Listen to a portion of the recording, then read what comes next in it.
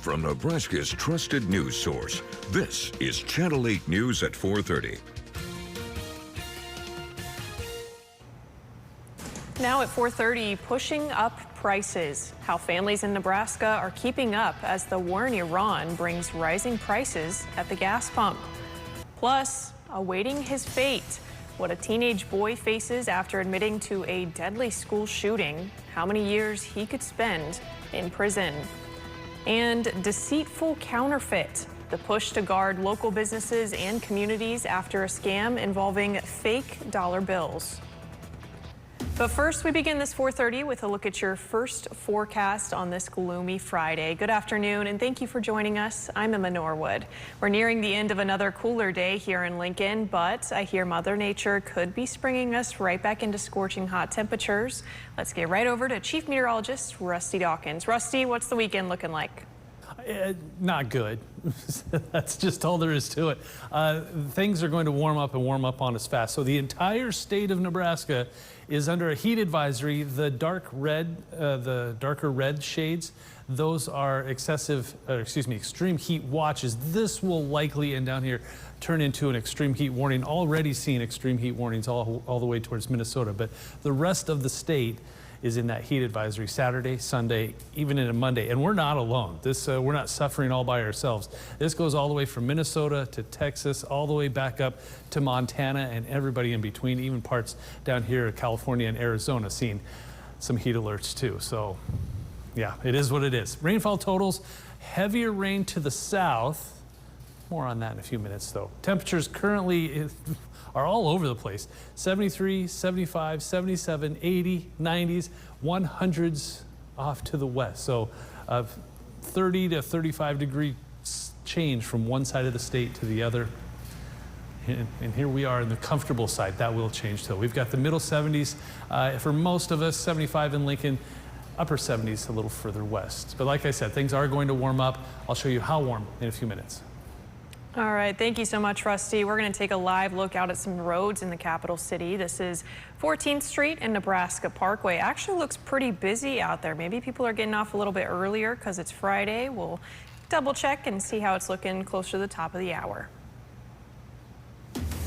Right now, Lincoln police are investigating a crash near 10th and South Streets here in South Lincoln. You're taking a look at that crash now. LPD telling us the driver of the white pickup had a medical episode and swerved into the electric pole there. They say the driver was taken to the hospital, but the extent of their injuries is not yet known.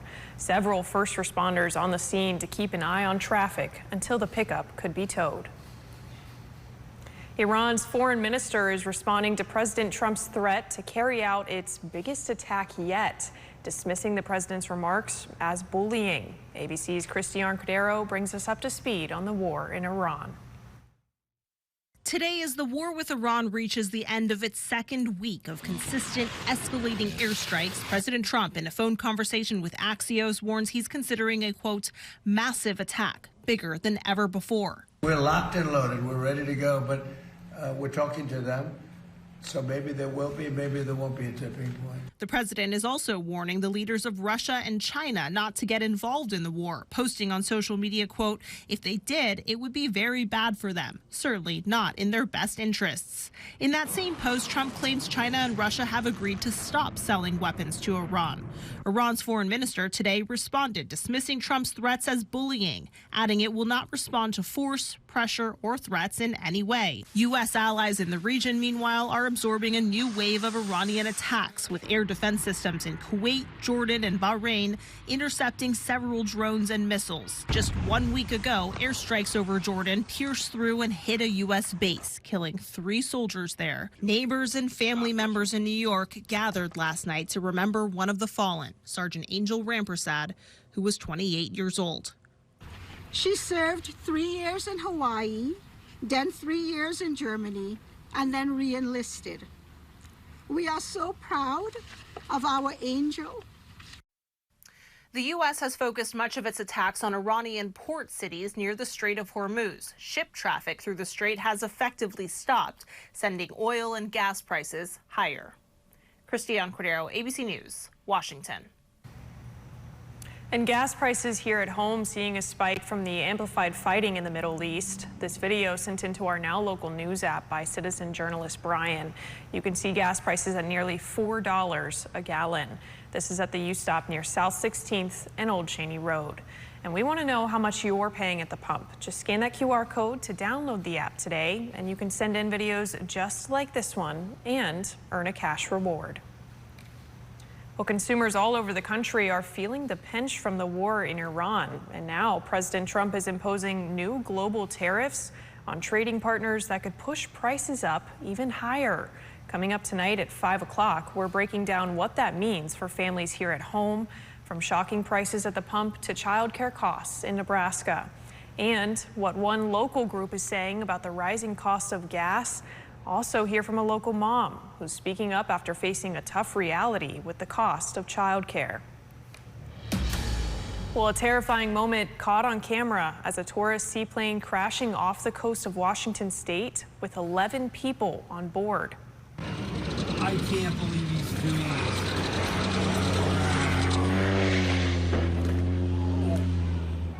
Yeah, a witness capturing this incredible moment. You can see the plane skimming low over the water before banking hard and crashing into the rocky shoreline. Passengers scrambling out of the cabin. Just moments later, flames erupting from the engine and fire swallowing the plane. Thankfully, authorities say all 11 passengers survived. Many of them were hurt, with one person in critical condition. And we have new details on a proposed project at St. Mary's Church.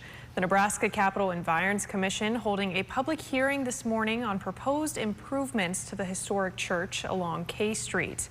It's meant to beautify the area around the downtown Lincoln staple. Because the site is within the Capitol Environs District, commissioners reviewed the plans to make sure they meet design standards, heard from the public, and voted on the proposal. The commission helps oversee development around the state capitol while preserving the area's historic character. And the project on St. Mary's includes improvements to the church's entrance and surrounding grounds. New landscaping and updated sidewalks are all proposed accessibility improvements. This is a look right there at the renderings that were sent to the commission, highlighting how those upgrades would fit within the church's historic architecture, while preserving the character of the capital area. New at 4:30, a problematic dollar bill sparking a warning from law enforcement in Buffalo County.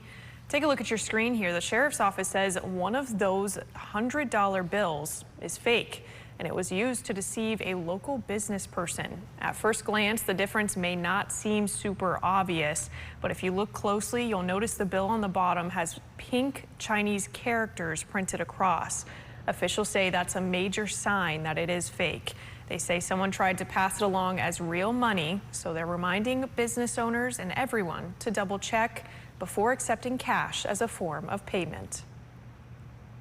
A North Lincoln skate park will be shut off to the public soon. Lincoln Parks and Recreation say they'll be closing Canopy Yards skate park on 7th and N Streets starting on August 3rd. They say crews will be doing some construction work there to add new features. It's expected to reopen on the 7th, but until then, they say you can visit the skate park in Tierra Briarhurst Park or Peter Pan Park.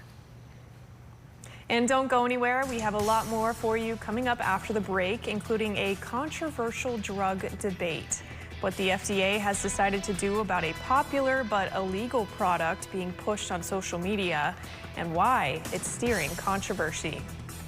Plus, coming up all new at 5, debt rescue. Families in a local school have all their lunch debt paid off. Find out which organization is relieving the community and helping make a big difference. Bringing you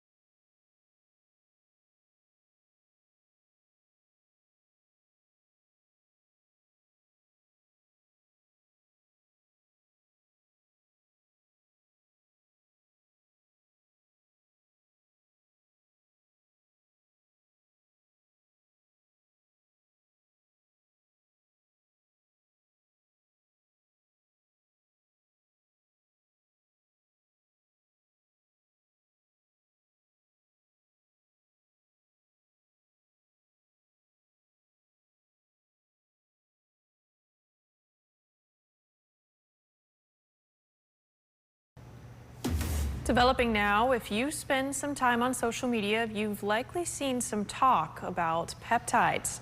Now the FDA is moving to possibly make a popular peptide legally available to the U.S. with a prescription. ABC's Yuri Benajoud reports this comes despite warning from doctors and the FDA's career scientists. Certain peptides may soon become easier to get in the United States. This week, an FDA advisory panel is looking into whether compounding pharmacies can start manufacturing 7 specific peptides. Right now, people are getting these substances like BPC 157 and TB 500 on the gray market, typically through social media. They're often touted online as a way to promote gut and tissue healing. They're usually shipped in overseas and designated for research, not human consumption. And even if you're getting what the seller claims, these substances haven't gone through clinical trials, meaning they're not tested for safety or efficacy and aren't FDA approved. But what federal officials are now considering is whether or not Americans should be allowed to access these products through prescriptions from compounding pharmacies. The lack of evidence about the benefits and risks of these substances has many doctors concerned. So far, the panel has voted in favor of making some of these peptides more accessible, though ultimately the final decision will be up to the FDA leadership. Yuri Benajoud, ABC News, New York. New tonight, young Nebraska leaders in the ag industry have a chance to stand out and represent our state at the national level. The Nebraska Farm Bureau says they're looking for young ag leaders making a difference in their communities to take part in their Emerging Young Ag Leaders program.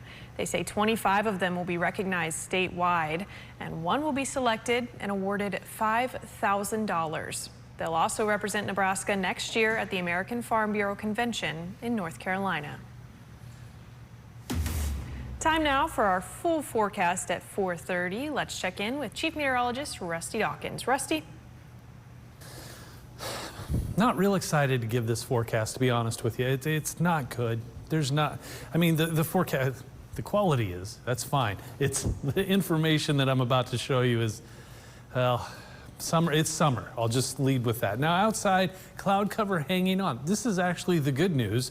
These clouds, as expected, keeping central and eastern Nebraska much cooler. Further west you go, lots of sunshine, much warmer temperatures. So it was almost chilly out there this morning. I went out to walk the dog real quick and thought, how can it be almost 30 degrees warmer tomorrow than it is right now? And that's certainly going to be the case. But the cloud cover keeping us on the cool side. Honda of Lincoln Camp, 27th and Yankee Hill Road. It's only 75 degrees. Tack on about 20 more degrees, and that's how warm it's going to be tomorrow afternoon around this time.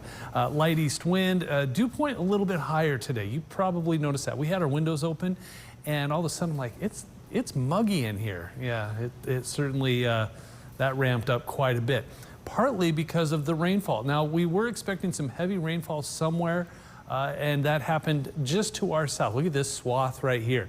That reds and even some whites just south of Marysville. That's anywhere from 4 to 6 inches of radar indicated precipitation. Actual was about 1/4 to 1/2 inch from Marysville to Hebron, about 3/100ths in Beatrice, 5/100ths. So this all basically went to our south. Hour by hour forecast, if we can see just enough sunshine, we may get into the 80s. I don't think we will. I think we'll stay in the 70s all the way through 6 a.m. and the wind speed just non-existent. Look at all that sunshine though off to the west, and a lot of cloud cover in eastern Nebraska. My favorite camera especially on Fridays. This is fun to watch on Fridays. 48th and Cornhusker Highway. Watch that guy. Go, go. Don't dilly-dally. He knows what he's doing. He's got the yellow jacket. He'll be fine. 17 inches of rain so far this year. We keep trying to catch up. Haven't quite got there, but we're less than an inch away in the capital city. Temperatures over the last 24 hours by July standards. This is incredible. Upper 60s, lower and middle 70s all the way through the last 2 days. But that is going to change. I'll have more forecast details coming up at 5, 6, and 10 tonight. Rusty. Developing now, a teenager awaits sentencing for a deadly school shooting, killing 4 people and injuring several others. The boy pleaded guilty this morning. ABC's Lindsay Tushman has the latest.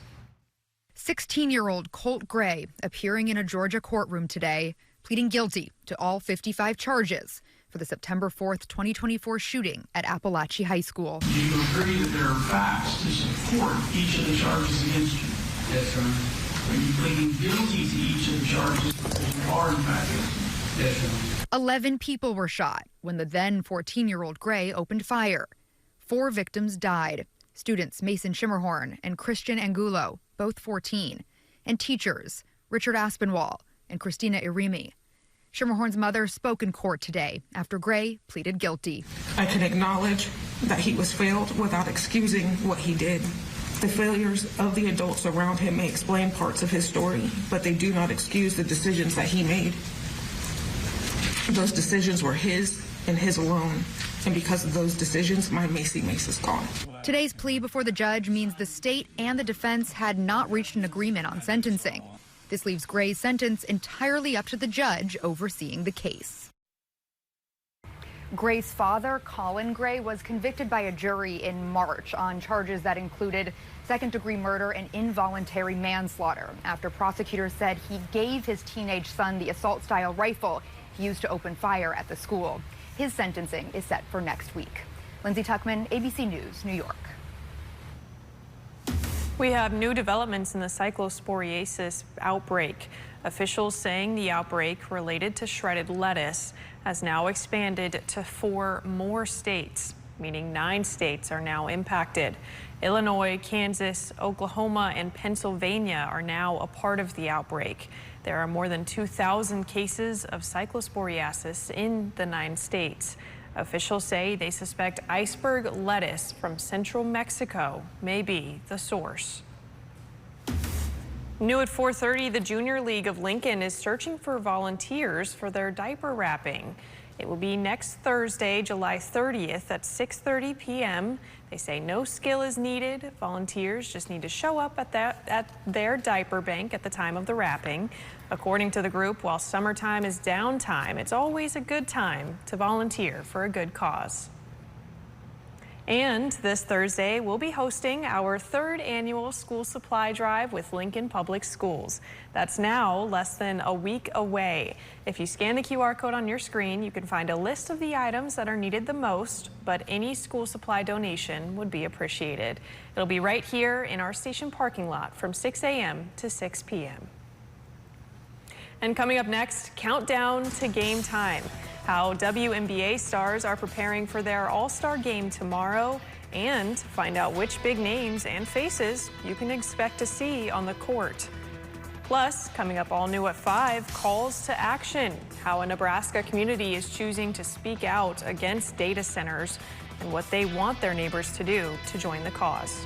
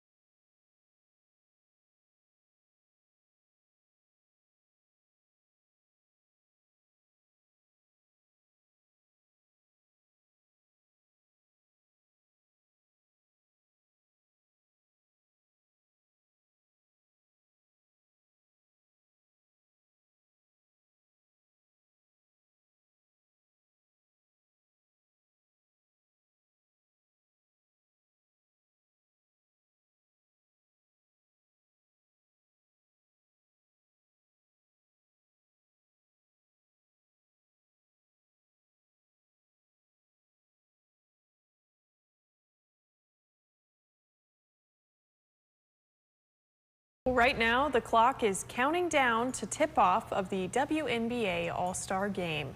The league's veterans and up-and-coming stars are in Chicago, getting ready for tomorrow night's game right here on ABC. And today, the players are making a stop at the newly opened Obama Presidential Center. ABC's Jacqueline Lee has more. The WNBA All-Star Weekend is underway in Chicago, the annual multi-day summer event showcasing the top players in the WNBA and celebrating the fans and community.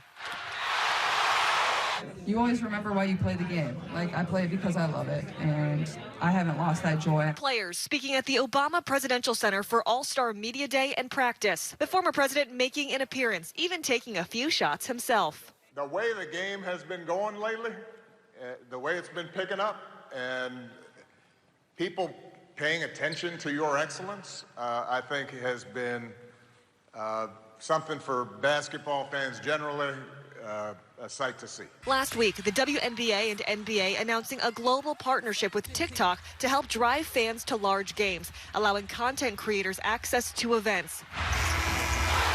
TikTok and the league say global interest for the WNBA is up 15% on the platform since the start of the year. It's a thing of community, and to see how the impact of the game being global, I think that's really huge, and I'm very grateful for all the support worldwide. Tonight, the Kia WNBA Shooting Stars event, a 2-round timed shooting competition where teams have 70 seconds to score as many points as possible. It's also the State Farm 3-point contest. Both events bringing together current stars, WNBA legends, and the next generation of talent.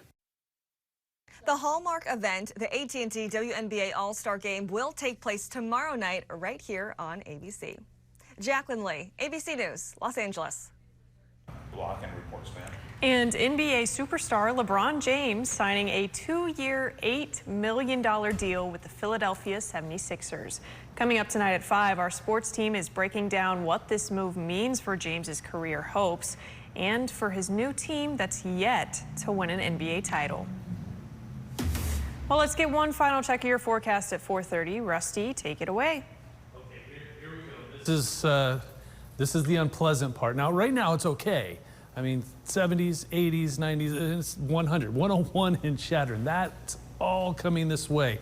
So early tomorrow morning, not bad. If you have anything you need to do last minute, the earlier tomorrow, well, today or the earlier tomorrow, the better, because it looks like this tomorrow afternoon, middle and upper 90s and some triple digits. Heat index likely close to 100 degrees. The high on Sunday, you're looking at upper 90s to around 100, maybe 105. Things are really going to heat up. Now, we do have a chance for some storms as we head through Sunday right here. Now, what's this all about? I'm going to try to show this to you real quick right there. That has a chance to be strong, maybe severe. I'll talk more about that coming up at 5.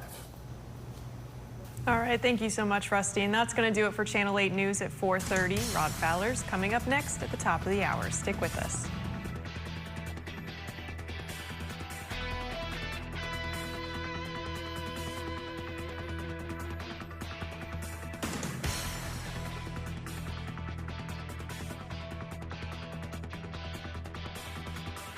Upgrading your facility.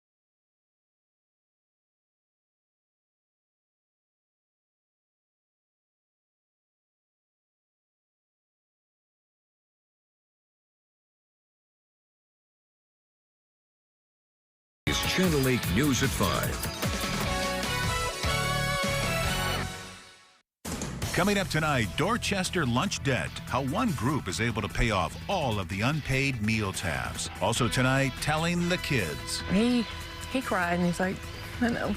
Former Nebraska Senator Ben Sasse explains his approach to breaking the news of his cancer diagnosis to his wife and kids. Also, only on 8, from the horse's mouth, what the UNL equestrian team is doing to prepare for this year and why they're in desperate need of horses. And pummeled with prices. I knew it was high, but we're number 1? Which everyday costs are rising the most and impacting Nebraska families the most? Well, right now, rising costs are becoming a serious problem for many here in Nebraska. Reactions flooding in from Nebraskans today. A worrying Wallet Hub study for parents looking at paying for child care. And then on top of that, you have gas prices peaking once again. Good evening, everyone. Thank you for joining us on this Friday night. I'm Rod Fowler. Many of you have made it perfectly clear. A lot of today's prices are becoming downright unaffordable, and a new move from Washington doesn't appear to help much. Our Emma Norwood joins us now after taking a deep dive into what's impacting Nebraskans. Emma? Yes, good evening, Rod. Just like you mentioned, gas prices are once again on the rise, causing concern for drivers across Nebraska. One of our citizen journalists sending in this now video showing gas at $3.99 a gallon, adding to the hefty prices families are having to pay due to the economy. Now, alongside gas prices, President Trump is imposing new global tariffs on trading partners that could push costs up even higher. He says these new tariffs will revive American manufacturing, but many economists say they're a tax on American consumers. The tariffs, which range from 10 to 12.5%, are set to impact about 99% of all U.S. imports. We're seeing much higher tariffs on Brazil, huge list of exemptions. That's an attempt by the administration to keep these prices from being an issue in the upcoming midterm elections. Things that like bananas and coffee and things that we don't produce. The United States is in the process of isolating itself from the rest of the world. And so the first thing that does is it's going to raise the cost of living. Now, this new tariff isn't the only thing concerning consumers. According to this new study you see on your screen from Wallet Hub, Nebraska ranks number 1 when it comes to the highest child care costs in the nation, causing concern for families and raising questions. But we are not to be number 1 in this. Child care costs were the highest. I knew it was high. But we're number 1? Like, girl, I've said it for years. There's been so many parents going from a 2-income household to a 1 because of childcare costs costing too much. Now, the Wallet Hub study focuses on the percentage of a married couple's family income. For Nebraska, it's costing those 2-parent households between 10 and 14% of their income, the highest in the country. Now, of course, I know what you're thinking. This isn't great news for families and parents and consumers, but we'll be keeping a close eye on prices around the state and keeping you updated. Reporting here in the studio, Emma Norwood, Channel 8 News. All right, thank you, Emma. The group Nebraska for Us is commenting on these rising costs today. Their state director, Angie Lauritsen, saying, quote, the deeply unpopular war in Iran is forcing us to pay more at the pump, while cuts to SNAP and Medicaid lead to more pain for hardworking Nebraskans. And speaking of the war, Iran sees attacks from the U.S. for the 13th straight night. President Trump, in a phone conversation with Axios, warns he's considering a, quote, massive attack bigger than ever before. Iran's foreign minister today responded, dismissing Trump's threats as bullying, adding it will not respond to force, pressure, or threats in any way. The president is also warning the leaders of Russia and China not to get involved in the war, posting on social media, quote, if they did, it would be very bad for them, certainly not in their best interest. All right, let's talk weather. It might not feel like it right now, but dangerous heat is heading our way very soon. Looking live over Lincoln from our tower cam right outside our station. One last day of cooler temps, and it sounds like the heat is coming back. Let's check in with Chief Meteorologist Rusty Dawkins for the latest. Rusty. Yeah, this one might be a little tough to take because we're going from really comfortable temperatures today, a little humid, but still well below average with that high, to tomorrow. that will be in the middle 90s, the upper 90s, maybe even some 100s. And heat indices that will be well into the 100s. So heat advisories already in place for Saturday, Sunday, and Monday. Extreme heat watch in place for the Omaha metro area into Iowa and northeastern Kansas. That will likely change over to an extreme heat warning. And some of us may be changed over to that extreme heat warning if it gets hot and humid enough. So just an early heads up that it is going to be really, really hot. Saturday, 94 degrees, 98 degrees on Sunday. That heat index will likely climb into the triple digits. Some early morning fog tomorrow, and then some storms possible late Sunday, but in between, it'll be sunny and it'll be hot. 6th and Perkins, Shones Roofing Cam looking at plenty of cloud cover today, and that has been our friend, keeping us cool. 76 degrees in Lincoln, 79 in Beatrice, 82 in Hebron, but look off to the west. That heat is headed our way. 80s, 90s, and 100s, and that dew point already high in the upper 60s and lower 70s, but that cloud cover, like I said, keeping us on the cooler side. We'll talk more about the heat, humidity, how long that's going to stick around, and that storm threat in the full forecast. Thank you, Rusty. Breaking now, a crash near the Milford exit, shutting down a section of I-80 for a while this afternoon. This video coming from an NDOT traffic cam around 3:30 today. Officials have not released much information on who or what was involved in the crash at mile marker 385. We checked just a little bit ago, and all lanes are now open, and then we received a release from the State Patrol saying that is true. We'll keep you posted as we learn more. Right now, an outpouring of support is helping several kids at Dorchester Public School. Thanks to a lot of kind hearts, they were able to cover all of the lunch accounts that hadn't been paid. Channel 8's Skylar Sears explains who is behind this generous donation. School lunch debt can add up quickly for families, but thanks to one nonprofit, some students no longer have to worry. Dorchester Public School is partnering with All for Lunch to ensure every student gets a meal. The organization paying off the school's outstanding lunch debt from the previous school year. And now they're launching a school-specific donation page, allowing community members to help cover future meal costs and build a reserve fund so students in need don't go hungry. That help doesn't just stop with Dorchester. The nonprofit raising a total of $2 million, supporting over 1,000 schools across the country. Their mission, eliminate school lunch debt and fight against childhood food insecurity. School officials say 100% of every donation made through the page goes directly back to Dorchester Public School, lightening the burden for students and their families. There's a link to that website in this article on klkntv.com. Reporting in Lincoln, Skylar Sears, Channel 8 News. And speaking of schools, Grand Island Central Catholic is reminding people of a policy update for their students. No phones will be allowed to be out during school hours. They say they're enforcing this rule to support a distraction-free learning environment. Kids across Lincoln will be looking for back-to-school supplies this year, and you can help them out. Our back-to-school drive with LPS will be July 30th. That's coming up. It's going to be from 6 a.m. to 6 p.m. right here in our parking lot at the station. If you scan the QR code there on your screen, you can actually see what items are needed the most. But let's face it, any donations are greatly appreciated.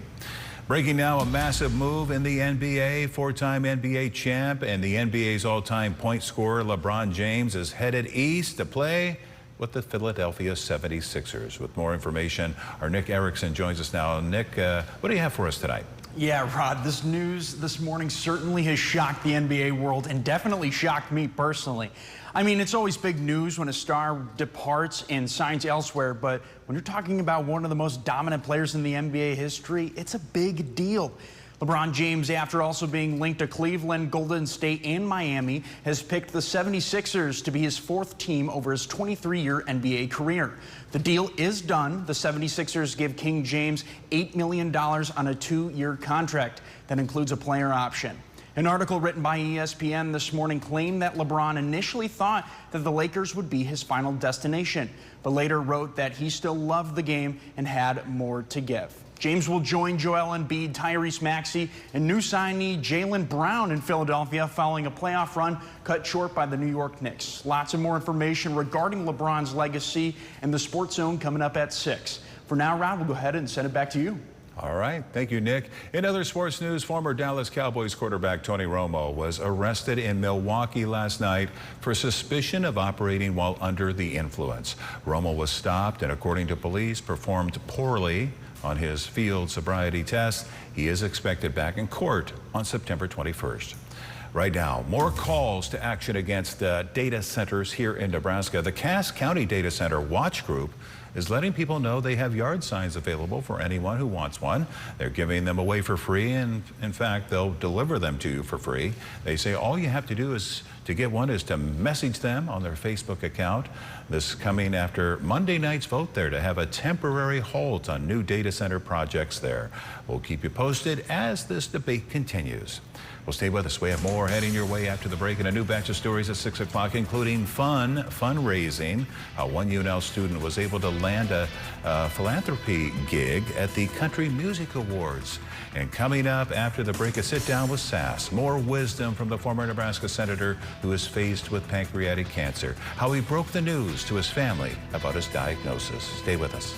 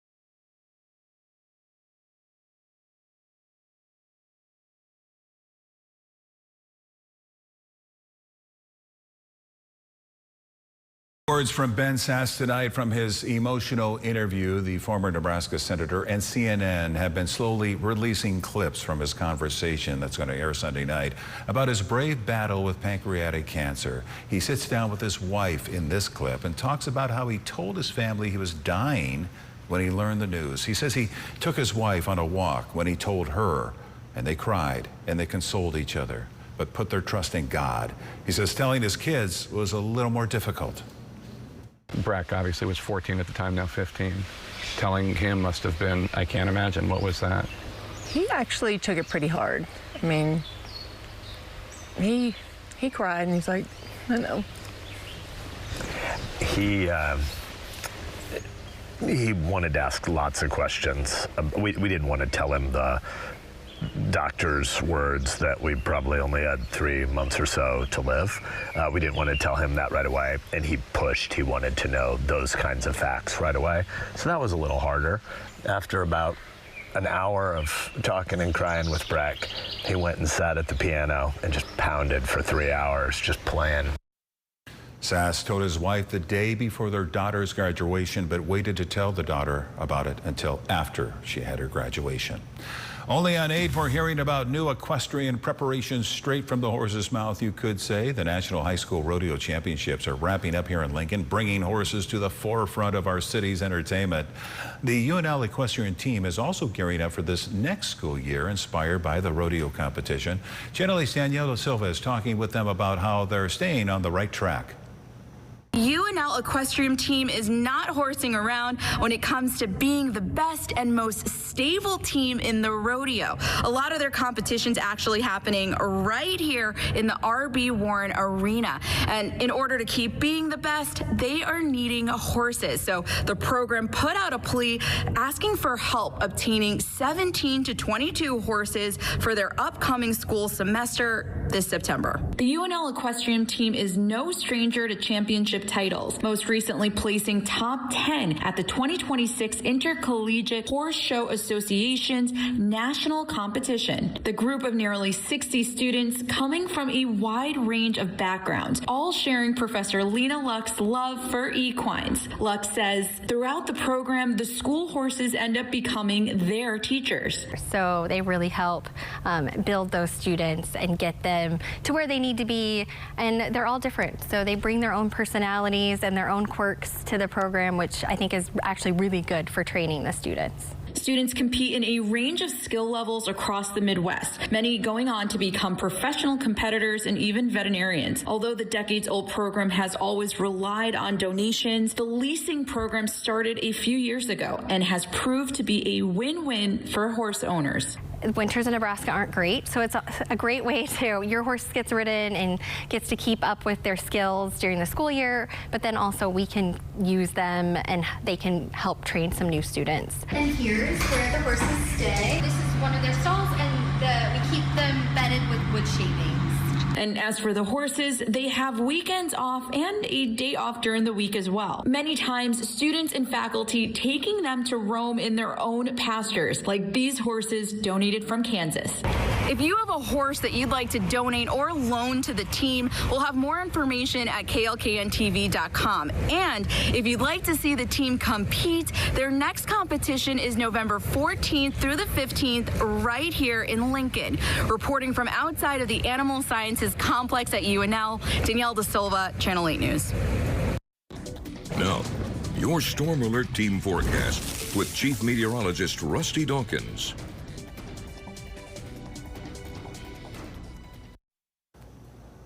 We're coming up on an anniversary that isn't the greatest of anniversaries. The hottest day ever recorded in the history of Lincoln happens tomorrow when we hit 115 on tomorrow's date back in 1936.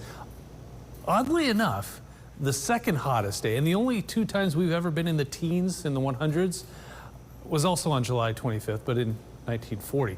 That 1936, though, that's when that happened. This is the Lincoln Capitol. People were just sleeping outside. They didn't have AC back then, so it was just easier to sleep outside. What a difference, though. I mean, today, 75. Back in 1936, 115. That's a lot warmer. A lot of cloud cover, but you can see it's starting to thin out a little bit, a little sun trying to peek through on that Berry Log Camp. So we're trying to warm up a little bit. We're at 76 in Lincoln, 79 in Beatrice, 82 in Hebron, 82 in Broken Bow, upper 80s, 90s, and then 100s. This heat that's over there is all coming our way. So if you have anything you need to do outside for any length of time, now and early tomorrow morning is the time to do it. But it's comfortable out there. A little muggy, sure. We've got dew points in the 70s and temperatures in the 70s, so a high humidity, but just a little bit of a breeze at 3 or 4 or 5 miles per hour. A lot of cloud cover, but starting to see it break up a little bit. Some sunshine showing up around Hebron. That's why they're a little bit warmer. And then west of Grand Island, split the state right in half, and you've got a lot more sunshine on one side and a lot more cloud cover on the other side. Everything clears out as we head through the evening hours. Might see some patchy fog here by early Saturday morning. That won't last long. Notice it's gone. And then partly cloudy skies as we head through Saturday morning and into Saturday afternoon. Temperatures are going to really warm up. Now, a little bit of a frontal boundary off to our north and west. Saturday late afternoon may spark a few storms north, central, western Nebraska. It kind of fizzles out as we lose the heating of the day, which will be significant Saturday evening. But keep that in mind. That little spoke of energy isn't going to go very far. So I think it just kind of hangs out off to the north and then eventually flies down from north to south and gives us a chance for some thunderstorms. Now, these could be on the strong, maybe severe side. So the Storm Prediction Center has put us in a level 1 marginal risk from almost Valentine through O'Neill, just on the edge of Grand Island, Lincoln, Omaha, in this Columbus and Sioux City. Better chance will be off to the north and east where you see those yellows in north central parts of Iowa into Minnesota. But we're on the edge. I mean, this rain, we'll take what we can get, right? Temperatures tonight into early tomorrow morning, not bad. This is the upper 60s. It will be humid, but it's still in the 60s. So again, if you have things you need to do outside, do it quick in the morning because these are your high temperatures for Saturday afternoon, and it doesn't get any better. I mean, the dew point is going to be well into the 70s, so the heat index is going to be anywhere from 100 to 110 in some spots, and Sunday isn't any better.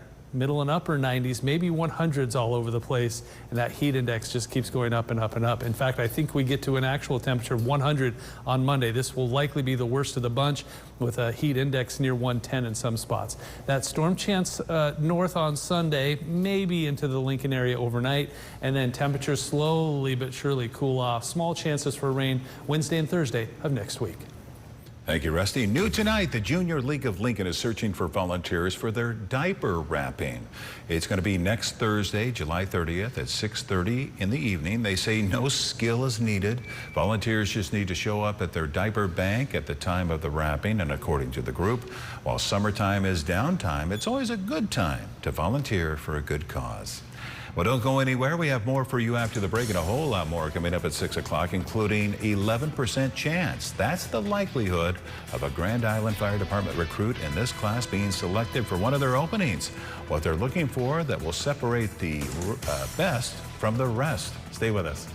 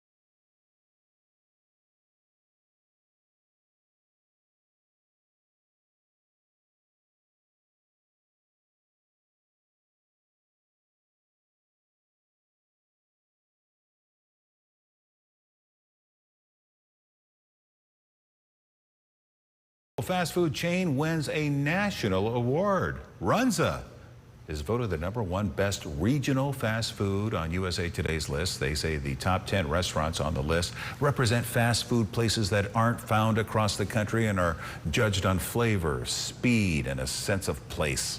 Runza edged out Skyline Chili for the top spot. Runza wants to thank all of their Runzatics, as they call them, for the love that they show. And of course, we're big Runza fans as well, of course. Yeah. Who isn't, right? I don't think any of us are surprised by that. Exactly. It makes perfect sense. Kind of the same thing with Henry Doorly Zoo. It's always ranked #1 or 2 in the country. Absolutely. So. All right, let's get a final check of the weather. And yeah, get ready, folks. Gonna get steamy. Yeah, things are remaining cool today because of the cloud cover. That will eventually go away. I think we'll wake up tomorrow morning with a little patchy fog after some rainfall today, but overall it is cooler than it should be. Middle and upper 70s, but notice that heat just off to the west. That will eventually take over. So tomorrow morning you're looking at the 60s. Highs tomorrow will get hot, so a heat advisory is in place already because it's going to look like this. Middle and upper 90s to around 100. The heat index will feel like 100 to 105, and then highs on Sunday near 100, and that heat index way up there, 105 to 110. That's all I can say is Thanks, Rusty. Thank you for joining us. World News is next. We'll see you right back here at 6.